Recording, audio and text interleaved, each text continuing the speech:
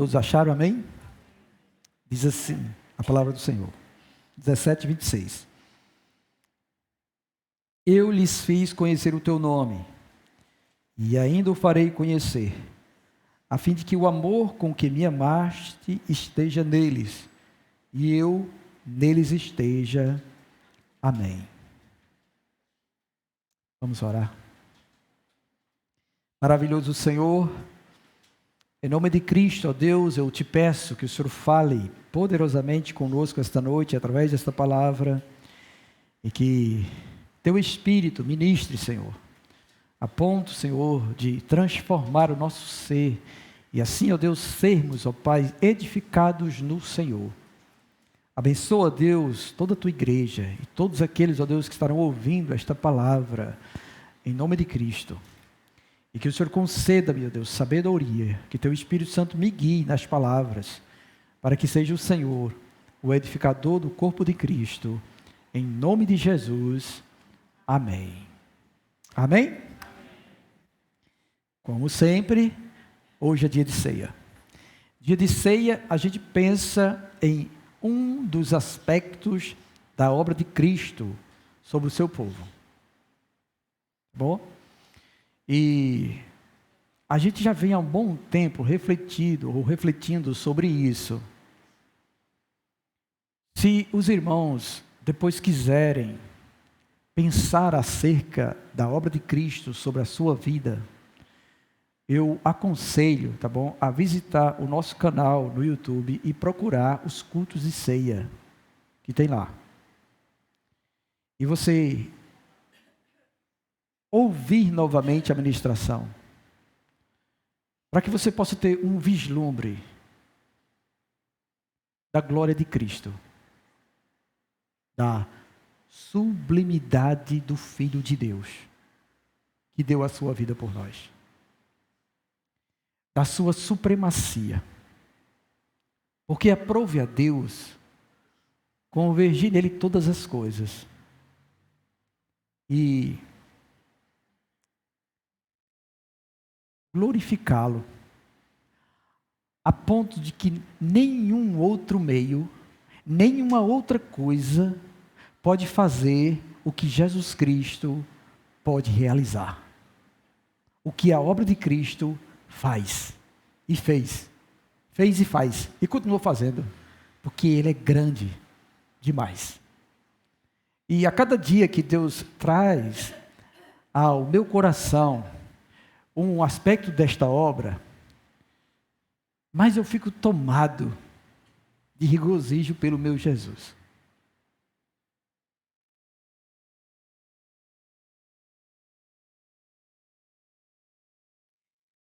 Mas eu vejo a miséria do meu ser e a grandiosidade do meu Cristo, daquele que deu a sua vida por mim, daquele que se deu para que eu tivesse vida, como cada um aqui também. Se verdadeiramente vocês confessaram a Jesus como Senhor e Salvador, e já provaram que Ele é bom. E nesta oração sacerdotal, como toda palavra do Senhor e todo o Evangelho de João é algo sublime que existe, nós ficamos assim maravilhados com as verdades escritas e reveladas aqui. E uma das coisas que eu quero mencionar ou pensar com vocês esta noite está contida neste verso. Eu sei que o verso tem várias coisas. O verso vai dizer que Jesus fez com que Deus, porque quando fala assim, conhecer o teu nome, é conhecer Deus, tá bom? Fazer conhecer Deus, Jesus fez Deus conhecido aos seus discípulos. Então, eles passaram a conhecer Deus por causa de Jesus. Entenderam isso? E aí, existem outras passagens que falam isso também. Existe uma outra passagem no Evangelho de João, que Jesus diz assim, que ninguém jamais viu a Deus. Ninguém jamais viu a Deus. Mas o Filho, que estava no seio do Pai, esse sim, é quem o revelou. Em outra passagem diz assim: ninguém conhece a Deus, senão o Filho. E ninguém conhece o Filho, senão o Pai. E aquele a quem Ele quiser revelar. Então, Jesus é aquele que revela Deus, o Pai. Na primeira carta de João diz que quem tem o Filho tem a vida. E quem não tem o Filho não tem a vida. E a vida que ele está falando é a vida eterna. E João diz que a vida eterna é que conheçam a Ti, como o único Deus verdadeiro, e ao Teu Filho a quem Tu enviaste. Ele fala assim. Então, o começo do verso diz isso, mas não é sobre isso que eu quero tratar, tá bom? Aí ele diz também que o propósito disso, o propósito de Jesus fazer conhecido Deus aos seus discípulos, como Ele fez conhecido a nós, é para que, e esse é o que eu quero me ater hoje, tá bom? A fim de que, com a finalidade de que, com o objetivo de que, é aqui que o negócio é grande. Olha o que o texto diz. A fim de que o amor com que me amaste esteja neles. E eu neles esteja. Essa eu neles esteja, eu não vou falar hoje não. Eu vou falar desse amor. Tá bom? Então, outro aspecto da obra de Cristo é que Ele veio ao mundo, Ele veio para fazer muitas coisas. E uma destas coisas foi que o amor esteja em nós. Agora, não é qualquer amor. O texto diz que é o amor com que me amaste. É um negócio grande. É um negócio grande. Quando eu parei e olhei para isso assim, eu disse: meu Deus, tem misericórdia de mim. O amor que o Pai ama o Filho, Cristo, Jesus, ama o Filho. Ama o Filho. E vocês sabem que Ele ama de verdade. De uma forma grandiosa. Ele ama o Filho. Eles se amam. Porque eles vivenciam isso. Pai, Filho e Espírito Santo experimentam este amor. E pela própria definição que a Bíblia diz, porque algumas coisas são bastante claras acerca do ser de Deus, e que a Bíblia diz, tá? Diz assim: Deus é Espírito. Pronto, não precisa discutir mais nada, porque o próprio texto está dizendo que Ele é Espírito. Em outra parte diz: Deus é luz. Dá a definição. E em outra parte diz: Deus é amor. Então, quando isso é dito, a natureza de Deus é assim, a essência de Deus é assim. Aí você imagina um Deus grande, o Criador do universo, que é maior do que o universo, que a gente não pode nem mensurar o tamanho dele. Então, é assim o tamanho do seu amor. É um amor imenso, grande, e este amor imenso e grande é o amor com que Ele amou o Filho. E agora Cristo encarna, vem ao mundo, entrega a sua vida, para quê? A fim de que esse amor, que Deus amou o Filho, esteja em nós. Em nós. Esteja em nós. Aí esta manhã, vocês estão perdendo um negócio tremendo. Na escola bíblica, a exposição da carta de Hebreus, pelo presbítero Neto. Ele falou da obra de Cristo. E falou do que Cristo realizou. E aí ele disse assim, ele disse que na velha aliança, no Antigo Testamento, para entrar nos santos dos santos, que é onde Deus está, tá bom?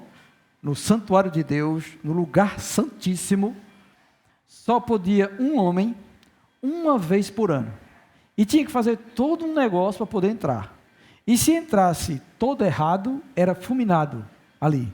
Então, uma vez só, uma vez, um homem por ano, Cristo vem, pelo seu sacrifício, ele remove o véu, e agora ele abre e inaugura um novo e vivo caminho, onde todos, não é só um, todos podem entrar nos santos dos santos e estar diante de Deus. E esta obra é real, tá bom? Ela é real, isso é verdadeiro, está consumado isso. E todos nós aqui já experimentamos isso, porque todo mundo aqui já clamou a Deus e Deus o ouviu. Todo mundo aqui já passou por momentos difíceis, de angústia, e invocou o nome do Senhor. E essa ida para invocar o nome do Senhor é onde você entra nos santos dos santos. É estar diante do trono da graça, e é nesse momento que o Senhor diz que você vai encontrar graça e misericórdia. Então isso é real para nós, é verdadeiro para nós, e felizes os que desfrutam desta graça. Bem-aventurado aqueles que creem nesta palavra, e que andam nesta verdade, e que realmente vão em busca desse trono gracioso, aonde você recebe aquilo que você foi buscar. E ele não lhe nega nada, porque até o próprio Cristo diz: peçam e vocês vão receber. Agora peçam com fé, e você vai receber. É isso que ele diz. Então é uma obra consumada, está feito, é assim de agora por diante, não é mais como o velho jeito, agora temos um novo e vivo caminho, e isto é real para nós, é verdadeiro para nós. E não somente isso, como todas as bênçãos espirituais em Cristo, tudo que Cristo conquistou na cruz a nosso favor, está disponível para todo crente que crê no Senhor Jesus Cristo como Senhor e Salvador de sua vida. Todos, sem exceção, não há um sequer que não tenha direito a esta graça, porque você foi comprado pelo sangue precioso de Jesus. Louvado seja Deus, bendito seja Deus. Aí uma das coisas que ele faz é com que este amor esteja em nós. E a Bíblia diz que isso acontece por meio da palavra e do Espírito. A palavra faz isso acontecer, e também o Espírito Santo, como diz Romanos capítulo 5, ele derrama do amor de Deus em nossos corações. Ele faz isso, tá bom? Então, se cremos que a obra de Cristo é verdadeira, vocês creem? Amém? Se cremos que a obra de Cristo é verdadeira, e ela é verdadeira, e ela foi realizada de tal maneira que mostra a sua eficácia, e nós temos diante de nós o testemunho disso, porque nós não estaríamos aqui se não fosse esta obra. Então isso que Cristo está dizendo aqui, nesta oração, também acontece, e é real, é verdadeiro. Ele fez isso, revelou o Pai a nós, com o propósito de que o amor do Pai, que o Pai tinha com ele, o amor com que Deus amou o Filho, esteja em nós. Não é uma questão de provar o amor, ou de experimentar o abraço do Pai, a bondade do Pai em seu amor conosco. Não é isso. O que Cristo está dizendo é que o mesmo amor que o Pai amou o seu Filho esteja em nós, para que a gente viva o amor de Deus. Vocês compreendem isso aí? Então, todo cristão que verdadeiramente é regenerado, que verdadeiramente é um crente no Senhor Jesus Cristo, Deus derrama do seu amor no seu coração, em seu ser. Mais profundamente, quer dizer que nós recebemos a mesma natureza de Deus. Porque é isso que faz, tá bom? Aí para isso a gente vai ajuntando todas as doutrinas, isso aqui é maravilhoso. Na mente de Deus, irmãos, isso é grande demais, sabe? Na mente de Deus é um negócio tão tremendo, tão grandioso, que você olha assim e diz, lembra que eu li no Salmo 92 no início, quão profundos são os teus pensamentos, Senhor? Na mente de Deus está tudo entrelaçado. Então assim, quando acontece a regeneração, o novo nascimento, acontece que nós nascemos de novo.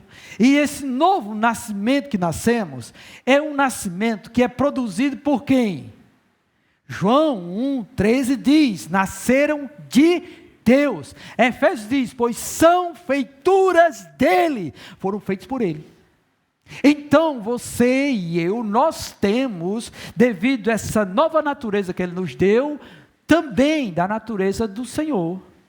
Apesar de estarmos em um corpo que a nossa carne pende para o pecado, mas nós já sabemos que somos de Deus. Porque fomos nascidos de Deus, fomos nascidos de novo. Então nós recebemos disso. E por causa disso, nós também temos desse amor. Agora, este amor, ele precisa ser aplicado. E essa parece ser a maior dificuldade nossa. Viver o amor de Deus no dia a dia da nossa vida. Mas nós temos que fazer isso. E por que temos que fazer isso? Porque uma das provas de que realmente somos de Deus. Então atentem para o seguinte, tá bom?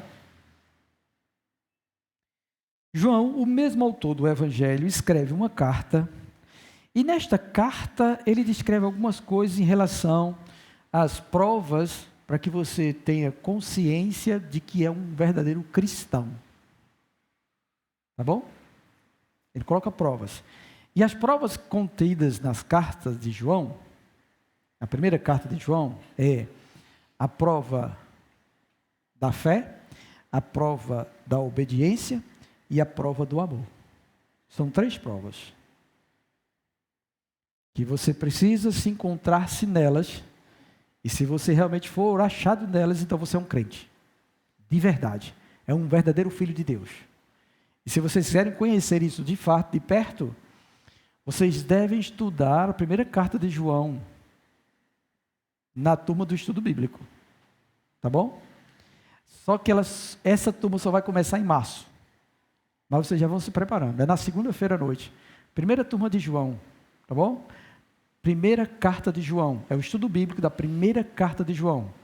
Lá tem provas de que você realmente é um verdadeiro crente.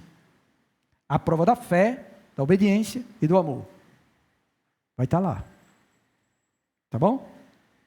Aí eu não vou detalhar as outras provas, eu vou falar apenas da do amor. Esta noite, porque tem a ver com esse amor. Então nós vamos para a primeira carta de João, você pode abrir lá comigo. Primeira carta de João. Lembre-se, Jesus Cristo veio. E um dos propósitos dele é que o amor de Deus, o amor com que Deus amou a ele, esteja em nós, tá? Louvado seja o Senhor, tá bom? Aí, em virtude disso, a gente precisa crescer nesse amor. E o texto da primeira carta de João, no capítulo de número 2, vai dizer isso. A partir do verso 3.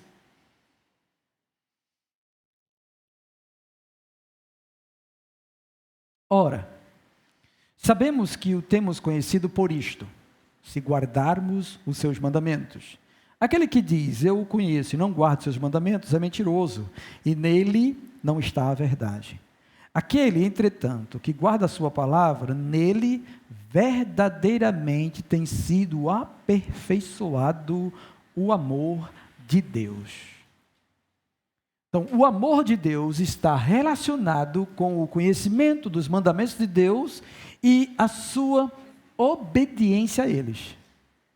Isso também é dito por Jesus no Evangelho de João. Lembra que no capítulo 14, o Senhor Jesus diz assim: se vocês me amam, guardarão os meus mandamentos. Então, a prova de amor nossa, que realmente nós amamos ao Senhor, que o amor de Deus está em nós, é quando nós guardamos os mandamentos de Deus. Tá? Então, isso é necessário. Então, se eu e você somos um crente, nós entendemos isso, e nós dizemos que amamos a Deus, ou até levantamos a mão, como cantamos esta noite, nós te amamos, Senhor, não foi? Nós não cantamos assim? E não obedece os mandamentos de Deus, você é mentiroso. Se você diz que ama a Deus e não obedece os mandamentos de Deus, você é mentiroso. Vou repetir. Se você diz que ama a Deus, mas não obedece os mandamentos de Deus, você é mentiroso. Porque quem ama a Deus, submete-se à vontade de Deus. Procura agradá-lo, guardando os seus mandamentos. Isso é uma das coisas que João começa a mostrar aqui. Aí a gente vai entender também que há uma incompatibilidade de alguém, tá bom, que quer amar a Deus e que não tem a sua conduta de acordo com a vontade de Deus. No fundo, você não ama a Deus. E uma das coisas mais difíceis para nós, e aí quando eu falo nós, líderes da casa do Senhor, e também demais irmãos experientes que já passaram um bom tempo em igrejas, convivendo com muitas pessoas, é você tentar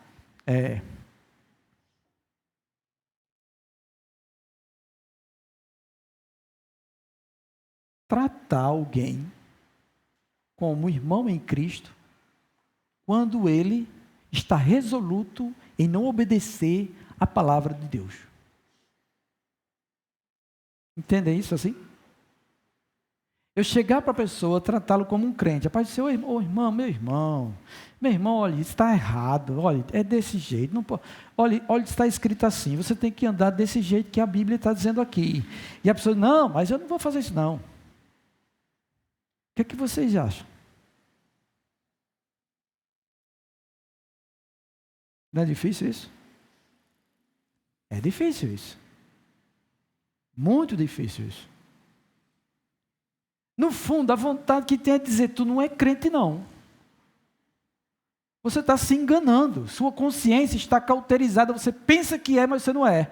Você é um daqueles que Jesus disse, aquele que me diz Senhor, Senhor, e não faz a vontade do meu Pai, esse não vai entrar no reino do céu não. Fica de fora. Por quê? Porque não obedece. Não ama a Deus. Não tem o amor de Deus, porque o amor de Deus, quando ele é derramado em nós, você sente desejo de agradar a Deus. Você quer satisfazer o seu Deus. E todo mundo é conhecedor disso, porque quando nós amamos o nosso próximo ou o nosso cônjuge, o que é que a gente faz? Procura agradar o nosso cônjuge. E é assim o relacionamento com Deus. Se você tem o amor de Deus e ama a Deus, então você vai procurar agradar a Deus e não desagradá-lo. E não viver em desarmonia com os seus mandamentos, com a sua palavra. E a obediência a esses mandamentos, o texto diz que nos aperfeiçoa nesse amor. Vai nos tornando mais perfeitos. E Deus vai revelando-se cada vez mais a nós por conta disso. Mas não é somente isso não. Ele diz também aqui, nesse capítulo 2, que há um contraste, dizendo assim, no verso de número 15, não ameis o mundo, nem as coisas que há no mundo. Se alguém amar o mundo, o amor do Pai não está nele. Então, qualquer um que procure amar as coisas do mundo e viver de acordo com este mundo, que é contrário à vontade de Deus, não tem em si mesmo o amor de Deus. Ainda que ele diga que é de Deus, mas ele não é verdadeiramente de Deus, porque ele ama o mundo e não ama Deus. Porque ele ama o mundo, o amor de Deus não está nele. Porque quem tem o amor de Deus não ama o mundo. Quem tem o amor de Deus não ama o mundo, O mundo está crucificado para ele, porque ele encontrou algo muito mais excelente do que todas as coisas que existem no mundo. E o texto diz, tá bom, que tudo que há no mundo, a concupiscência da carne, dos olhos e a soberba da vida, não procede dele, mas do mundo. E o mundo passa. É por isso que quem ama o mundo nunca está satisfeito. Porque estas coisas do mundo passam. Não produz verdadeira alegria. Mas o amor de Deus não. O amor de Deus, irmãos, ele traz uma plenitude de alegria ao nosso coração tão grande, que você sente-se suficiente com Deus. É suficiente com Deus. Ontem à tarde, no ensaio do Ministério do Louvor, eu estive aqui, meditando numa palavrazinha com os irmãos, no Salmo 34, onde diz o texto, no verso 2, que minha alma gloriar-se-á no Senhor. Entende? E eu queria que eles entendessem o que significa isso. Então eu perguntei a algumas pessoas sobre isso, alguns membros do Ministério de Louvor sobre isso. O que é isso? O que é sua alma gloriar-se em Deus? Aí a gente foi discutindo, falando. No fim das contas, o que o texto quer dizer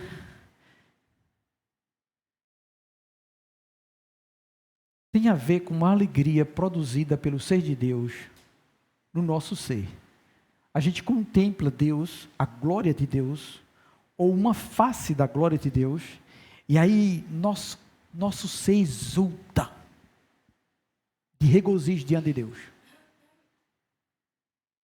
Nós ficamos assim maravilhados com isso, extasiados, porque conseguimos contemplar o ser de Deus ou um dos seus atributos, e isso foi o motivo que a nossa alma se regozijou. Eu expliquei outra vez como é essa glória. Essa glória é aquela exultação que vem de dentro de nós quando Deus é magnificado, é engrandecido, e os nossos olhos veem. Aí eu falei uma vez sobre você estudar alguma das ciências que existem no mundo e você contemplar que a mente por trás daquela ciência é Deus. E você glorifica a Deus, dá glória a Deus. E enaltece a Deus por conta disso. Ou um vislumbre do poder de Deus, do grande poder que Deus tem, também. E sua alma se regozija. Quando Deus é dignificado, você se alegra. Sua alma alegra-se em Deus. Isso é o que acontece quando a gente ama a Deus. É isso que deve acontecer. E nossa alma fica satisfeita. A gente não precisa de nada no mundo. Nada no mundo a gente precisa para isso. Só dele.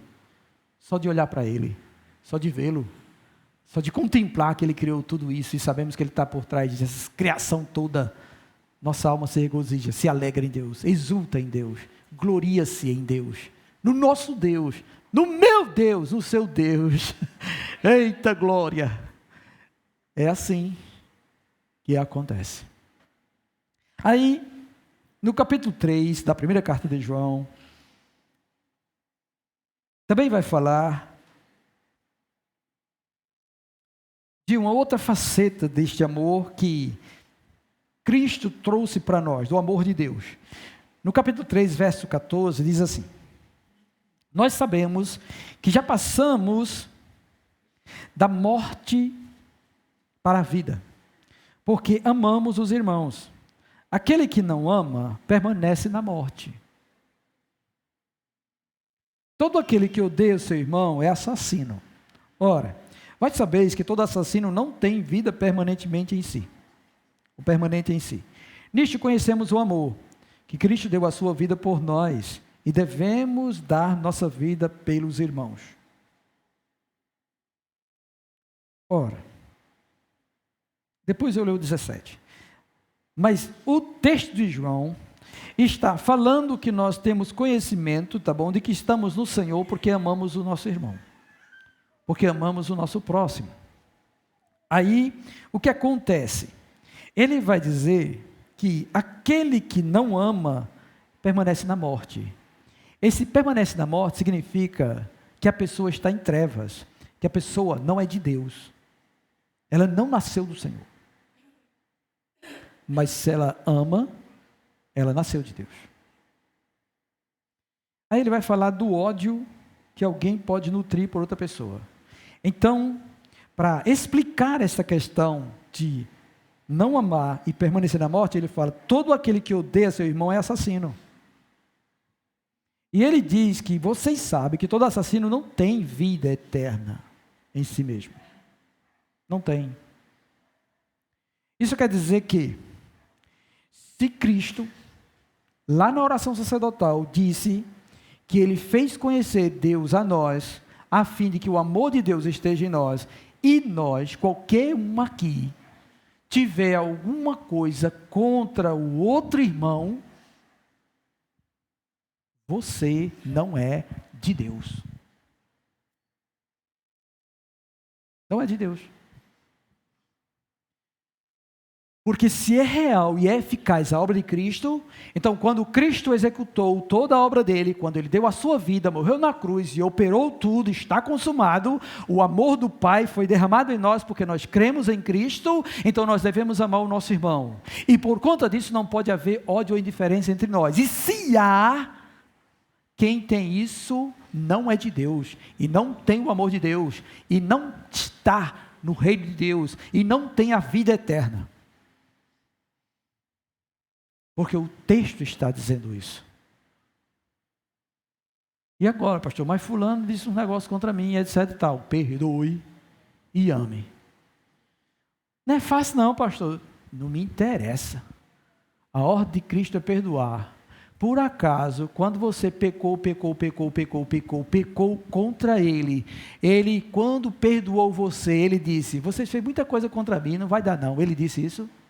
Não, Ele perdoou incondicionalmente. E a ordem escrita na palavra dele: assim como Cristo vos perdoou, perdoai-vos também, mutuamente. É ordem, irmãos. E se o amor de Deus está no seu coração, você precisa viver esse amor fazendo isso. Mas pastor, eu não consigo. Se você não consegue, é porque este amor realmente não está em você. Mas o Espírito Santo capacita-nos a fazer isso. E você precisa quebrantar o seu coração. Porque nós ainda somos muito duros de coração para obedecer à voz do nosso Senhor. Para demonstrarmos o nosso amor com Ele. Aí mais, este amor não é somente, tá bom, a questão de odiar o irmão, também é de não se compadecer da necessidade dele. O amor também tem um aspecto prático, e o aspecto prático é: se você vê, verso 17, aquele que possui recursos deste mundo, e você vê e vir a seu irmão padecer necessidade, e fechar-lhe o coração, como pode permanecer nele o amor de Deus? Então, se você sabe que seu irmão padece necessidade, você está vendo, você tem condição de ajudar e você não ajuda, como é que o amor de Deus está em você? Não está em você.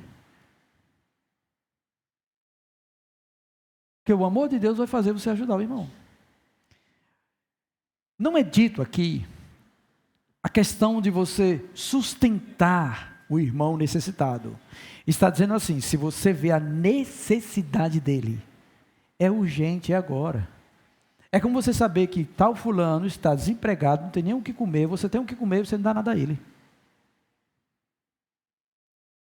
Você não dá nada a ele. Tiago também fala sobre isso. Vocês leram Tiago uma vez?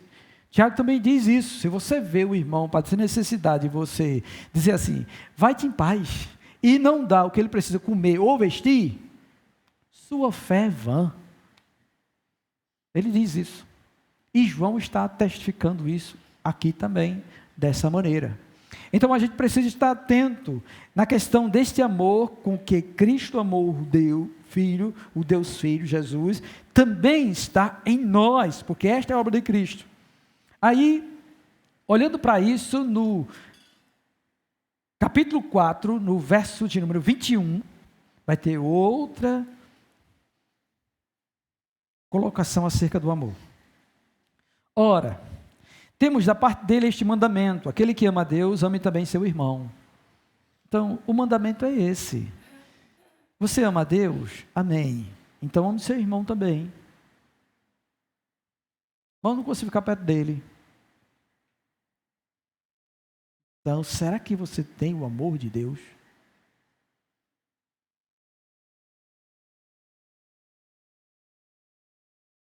Porque o texto vai dizer no verso 20 que se alguém diz amo a Deus e odeia seu irmão, é mentiroso. Isso eu já falei para vocês, né? Pois aquele que não ama seu irmão, a quem vê, não pode amar a Deus, a quem não vê. Aí aqui já tem outra relação. A relação é assim: se o amor de Deus está em você e você ama a Deus, ou você diz que ama a Deus, então você vai amar o irmão.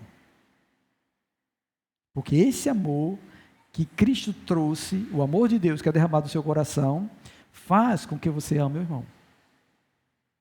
Agora, se você odeia seu irmão, o texto está dizendo que o amor de Deus não está em você. Nem a Deus você ama, embora que você diga. Não é tremendo isso? É grande isso demais, sabe? Muito grande mesmo que Cristo está nos ensinando. E no verso 11 do capítulo 4, também vai ter assim: amados, se Deus de tal maneira nos amou, devemos nós também amar uns aos outros. Olha só que coisa grande. Amados, se Deus de tal maneira nos amou, devemos nós também amar uns aos outros. E no verso 12 diz: ninguém jamais viu a Deus. Se amarmos uns aos outros, Deus permanece em nós e o seu amor é em nós aperfeiçoado. A comunidade cristã é uma comunidade de amor. É uma comunidade em que todo irmão deve amar o outro irmão e procurar o bem-estar dele. E nessa relação de amor, existirão coisas que serão necessárias acontecer, como confrontações, exortações. Isso faz parte do amor, para que nós sejamos aperfeiçoados. Por exemplo, se vocês que estão mais próximos percebem que seu irmão na fé, que está próximo a você, está cometendo um delito, está escorregando na fé, e você chega diante dele e o exorta, isso é amor.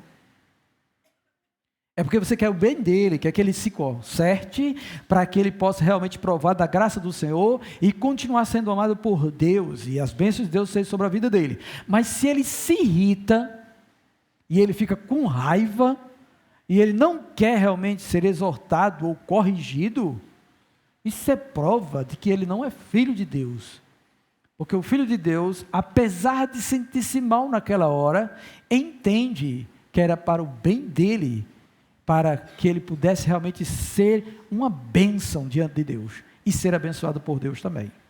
Então isso precisa ser uma realidade no nosso viver. E nós não devemos ficar chateados porque alguém chega dentro de nós: rapaz, tu não está dando direito não, faz coisa direito para Deus, tu não é crente mesmo. E aí você se chateia um pouquinho e diz: mas rapaz, fulano vê assim. Aí entenda, ele lhe ama e quer que você seja uma bênção, e não o contrário. Aí se você ficar com raiva dele e nutrir ódio, isso é prova de que o amor de Deus não está em você, que você nem de Deus é. Essa é a realidade. Mas aqueles que amam, entendem e se reconciliam, perdoa, compreende e anda direito para a glória do Senhor. Louvado seja Deus por isso, né? Ele fala realmente isso aí. E a gente vai entender também que este amor que é exigido de nós e que a gente olha para nós como incapaz de fazer, tá bom? Nós somos capazes não por causa de nós mesmos, mas por próprio Deus que fez isso, porque Ele nos amou primeiro. E no capítulo 4, no verso 19, vai dizer isso. Ele diz assim: nós amamos porque Ele nos amou primeiro. Ele amou-nos, como diz o profeta, com amor eterno. E com benignidade Ele nos atraiu para Ele. E depois que Ele fez esta obra grandiosa por meio de Jesus Cristo, em que Cristo diz que Ele está fazendo isso, revelando o Pai a nós, para que o amor com que Deus amou a Ele esteja em nós, é para que a gente possa ter a capacidade também de amar. E aí o texto diz, nós amamos porque Ele nos amou primeiro, porque Ele nos amou e derramou do seu amor sobre o nosso coração. Então todos nós somos capazes de amar, todos, sem exceção. Isto é imprescindível para nós. Daí, então, haja o que for, na vida de todo e qualquer cristão. E aí eu aplico para todas as áreas, e aplico também para casais, aplico para filhos e pais, pais e filhos, irmãos e irmãs, tá bom? Aplico para todo mundo isso. Se você é um casal crente, e tem passado por tribulações na sua relação conjugal, no seu casamento, você tem olhado para ele e tem pensado que não tem mais jeito, e tem olhado assim e disse, parece que a coisa vai se acabar mesmo. Só se acaba se você decidir não exercer o amor de Deus que Cristo trouxe para estar dentro de você. Porque se você é um crente genuíno, esse amor já está em você. Agora você precisa praticar este amor, viver esse amor, retirar todas as coisas que tentam sufocar este amor e fazer com que o amor possa subjugar todas as imperfeições que todos nós temos, porque todos nós somos imperfeitos, sem exceção. E em virtude disso, entendermos o que a palavra diz, que o amor cobre multidões de pecados. Cobre. E Ele é capaz, irmãos, de fazer transformações grandiosas. Por quê? Porque a palavra de Deus diz, e a gente já refletiu nisso aqui também, que o amor do Senhor nos constrange a fazer o que é certo diante dEle. Nos constrange. Nos constrange saber que Deus nos amou. Nos constrange em que desde a eternidade, Ele me escreveu no livro da vida. Me constrange em saber que Ele viu todas as minhas falhas, minhas faltas, aquilo que ofendia Ele, que entristecia o seu ser, mas no entanto Ele resolveu dar cabo de todas elas, na pessoa bendita do seu Filho. Ele fustigou, Ele derramou a sua ira em Jesus, por mim e por você. Então, quando a gente olha para esta grandiosidade, quando a gente olha para o tamanho do amor de Deus para conosco, e como a Bíblia própria descreve em João 3,16, porque Deus nos amou de tal maneira, irmãos, não dá nem para conceber o tamanho disso, que deu o seu Filho, para que nós que cremos, temos vida eterna, comunhão com Deus, sejamos unidos a Ele, unidos em essência, em um só, para experimentar todas essas dádidas grandiosas. Então é possível uma mudança de vida, é possível porque este amor está em nós, Cristo conquistou isso, é possível uma transformação, por quê? Porque este amor está em nós, é possível uma restauração, porque este amor está em nós, é possível mudar tudo porque este amor está em nós. É possível fazer grandes coisas porque este amor está em nós. É possível.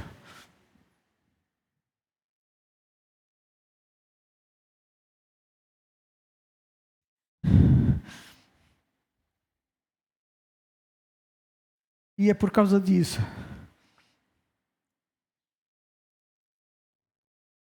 Por causa desta obra e deste amor, que nós devemos andar do modo certo.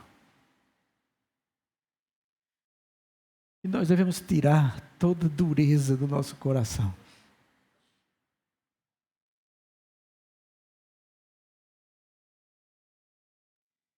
E andar em novidade de vida. Rejeitando o mundo, as coisas do mundo, os pensamentos do mundo. Por causa da sublimidade desse amor. Por causa do que Ele é e faz.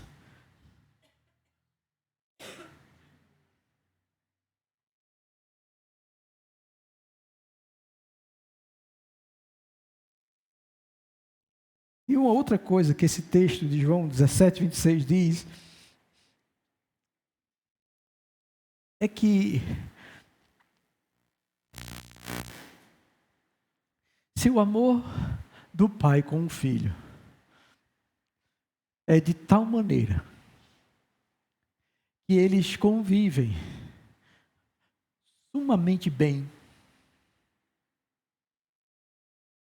e esse amor, ele foi derramado em nós, ele está em nós, então é possível nós também vivermos sumamente bem. É possível isso. Isso deve ser real na igreja de Cristo. Porque foi por este motivo que ele veio. Para que a gente seja um.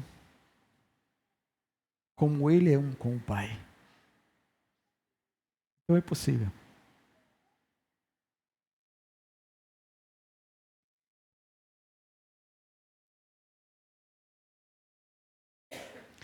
E eu quero também orar a Deus e pedir perdão a Deus pelas vezes que, em vez de exercitar o amor, exercitei mais o juízo, a justiça, às vezes a raiva. E você também deve fazer isso.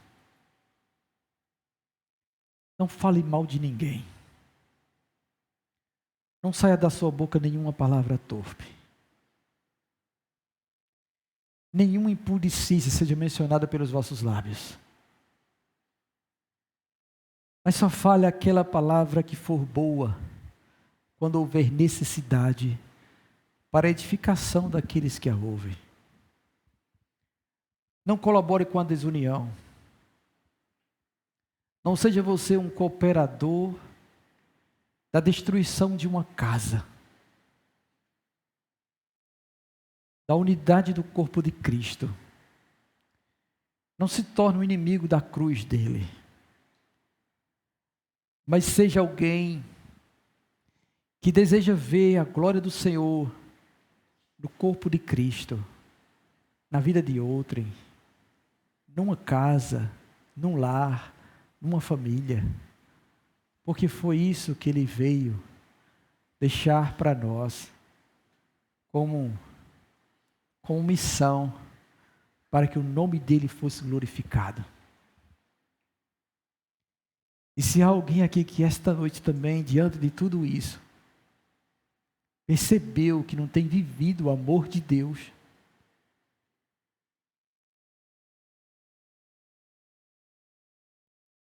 Ele está lhe chamando ao arrependimento.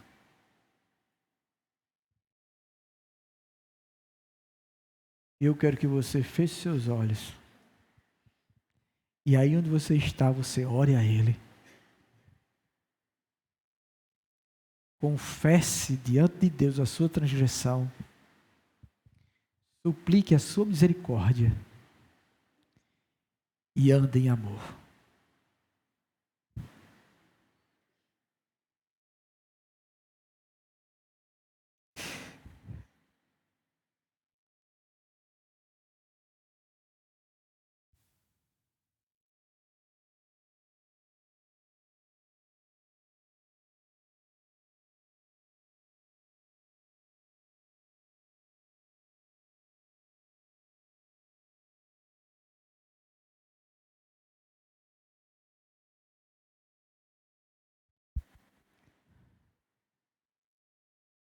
Meu Senhor,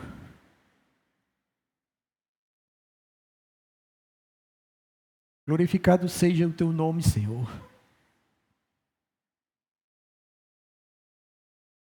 Porque nos amaste primeira.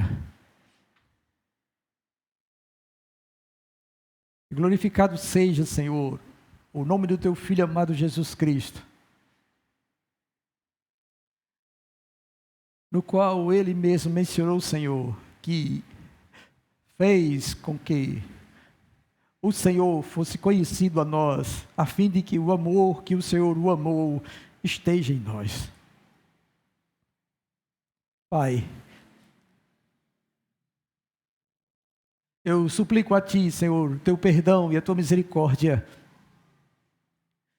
porque temos, ó Deus, deixado este amor esfriar, e temos sendo conduzidos, ó Deus, pela vontade dos nossos próprios pensamentos, e a razão do nosso coração maligno, carnal, e temos impedido, Senhor, de vermos, Senhor, a Tua glória em nosso meio, por conta, Deus, de não exercer este amor de forma genuína e verdadeira.